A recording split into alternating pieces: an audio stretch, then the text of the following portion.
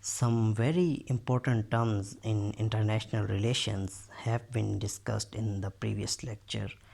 Now we will move forward. Thucydides trap is a term that is nowadays very much used to describe a probable relationship between United States of America and China in the future. Uh, Thucydides was an historian and a military leader at the time of Peloponnesian Wars that occurred between Athens and Sparta, that were the two strategic cities in ancient Greece. What happened was that the Sparta was an established power in the region, and Athens was increasing in its military might, and Sparta considered it as a rising power that can challenge it. So Thucydides noticed that whenever there is an established power and another one is rising up to challenge it, a conflict between both of them is inevitable. This Sparta had a strong military. It was powerful on land, and Athens had a very strong navy. So Sparta considered Athens as a challenging power to it. So they both collided up, and they went into a series of wars that lasted for nearly 3 decades, actually 27 years. And at the end of the war, because they both were fighting with each other for so long, both of them had weakened in their power, and that created a power vacuum in that region. So the Macedonian invaders from the north, they came and overpowered both of them.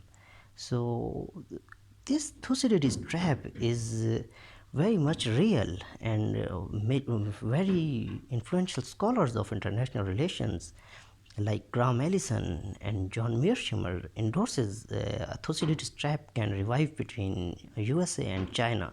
Henry Kissinger, Secretary to the State of United States of America under the period of Richard Nixon, he also endorses Thucydides trap, the revival of Thucydides trap.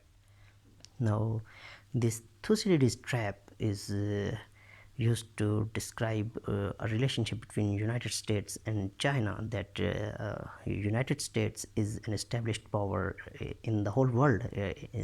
After the Cold War ended and Soviet Union collapsed, United States came up as the unipolar power in the world. It is the single hegemon in the world, and now China, its economic power is increasing, and US is considering China as a rising power that can threaten its hegemony. So a conflict between both of them is also likely. And now let's discuss some terms in international political economy. Laissez faire economy is a very important term in this regard.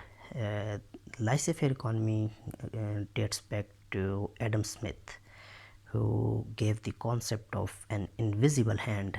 And according to Adam Smith, the economy should be in such a way that the government should have no role in the economy, and the job of the government should be only to provide a space to the buyer and seller, and the market should decide the prices of the commodities and not the government. And according to Adam Smith, when the buyers and sellers come to a point and it's a free market system, the invisible hand comes up and it makes the economy in such a way that it balances it to help the buyer as well as the seller. But when the Great Depression came in United States in 1929, and subsequently in the whole world in 1930s, the concept of laissez-faire economy was challenged, and a new concept arose, that was Keynesian model. John Keynes gave this concept, and according to it, the government should interfere into the economy in such a way that the demand should be increased, so that the economic growth is increased in the country. Now, another important term is the protectionism and mercantilism.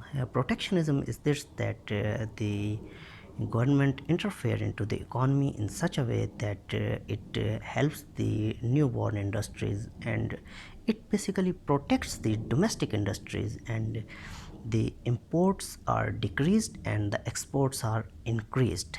And in this way the government limits the imports so that the domestic industries do not find many competitors, and they can rise up to a standard that can be good for the country, and they do not have as many competitors because competitors make the prices low, and in this way the government interferes into the economy. The common agricultural policy of Europe is an example of protectionism, and mercantilism is also similar.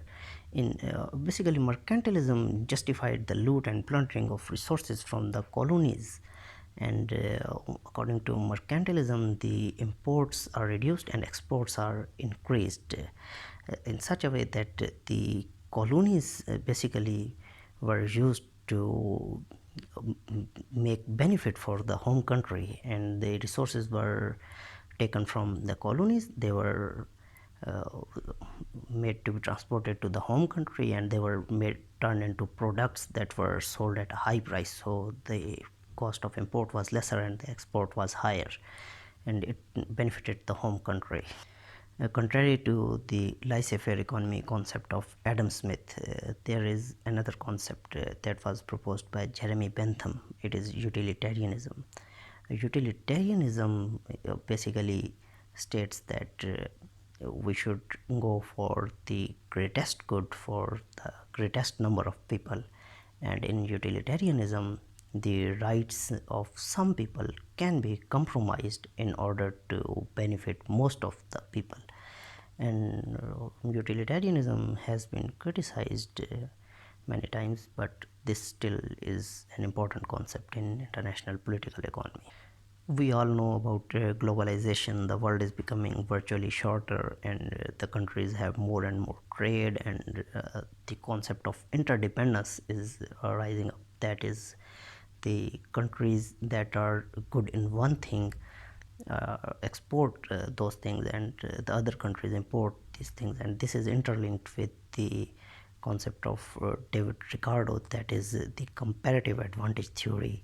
And it states that the comparative advantage theory states basically this, that if a country A is good in something, it should focus on making that thing, and another country that is good in some other thing, it should focus on that thing, and ultimately they both should trade, and this will help both of them.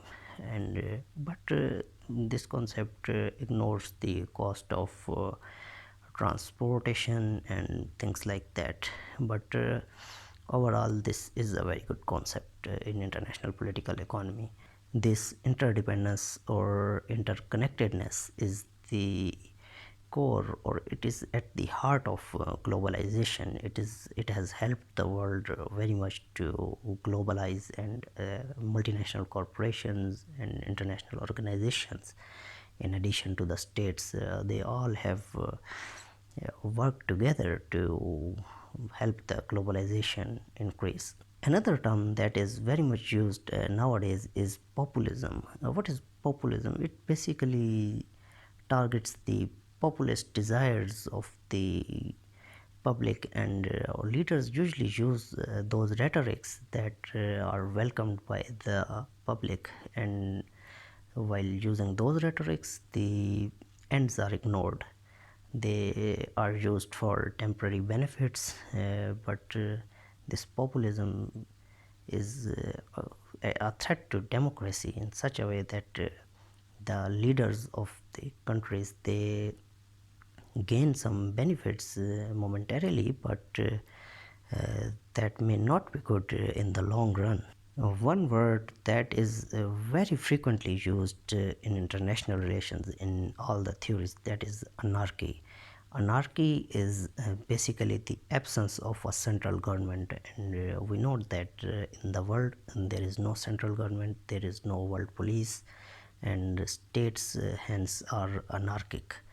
So when there is no world police and no central government, what states fear is that any other state can come over them, and in this way they have to be conscious of their survival and their security. So we say that the states are anarchic in international relations theory of realism, and it is also said that the structure of the system is anarchic. That is basically the proposition of neorealism. High politics deals with the matters that are affecting the security. Anything that reflects security is a matter of high politics. Military matters, and even the economic matters, because they subsequently help the military. And the low politics are the matters that are not very much related to the security. For example, the culture or the health system or agricultural system. These may be the things that can be termed in low politics. Now, carrot and stick relation. Carrot and stick relation are used to define the use of hard power and soft power simultaneously. Like carrot is giving benefit to some country, or like giving a gift, and it can be in the form of economic aid or something like that. And stick is using a forceful power to uh, make a country hear the dictations of the other country. And this is similar to the concept of hard and soft power. Soft power is used to make a country listen to you, and without using force, and hard power is by using force.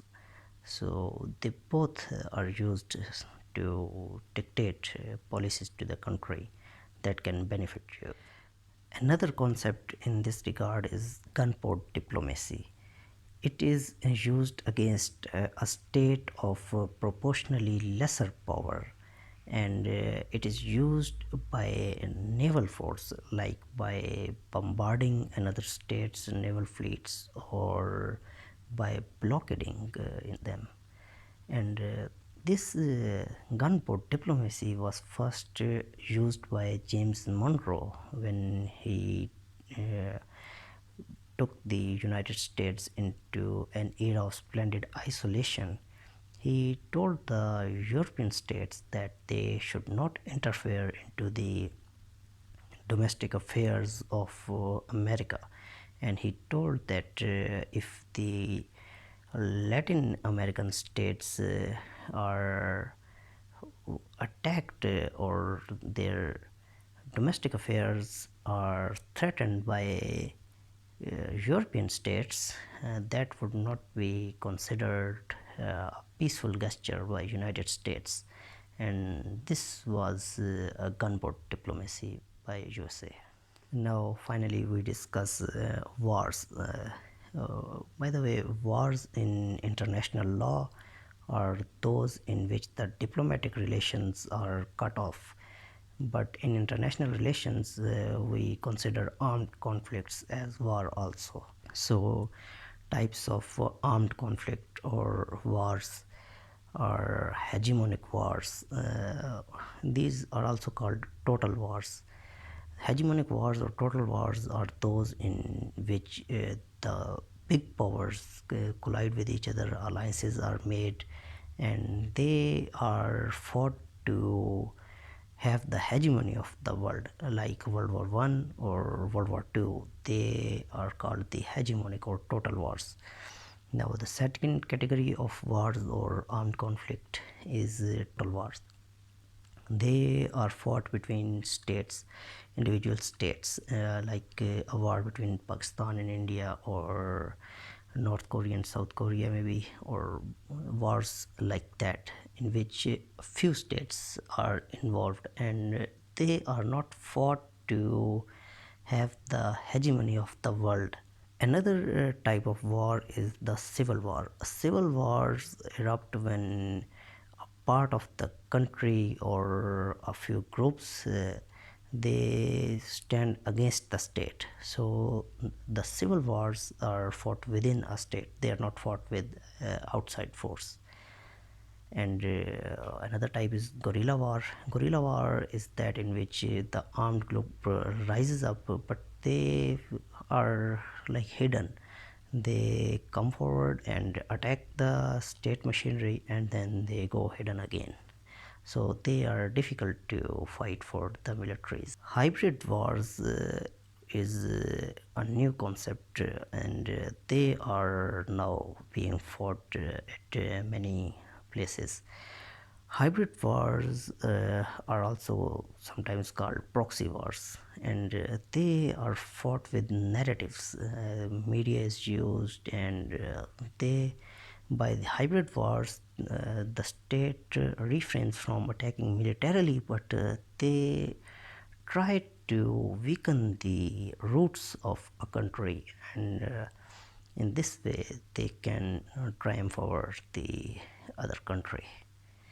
And we should discuss preemptive and preventive wars.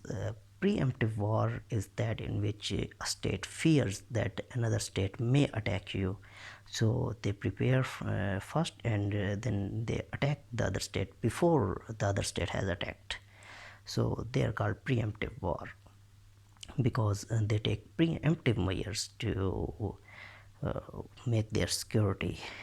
And example of this is the Iraq War. United States of America assumed or falsely thought that Iraq has weapons of mass destruction. So as a preemptive measure, they went into Iraq. And preventive wars are those in which the state fights the war as a preventive measure, and when state attacks and they have to defend, that is a preventive war.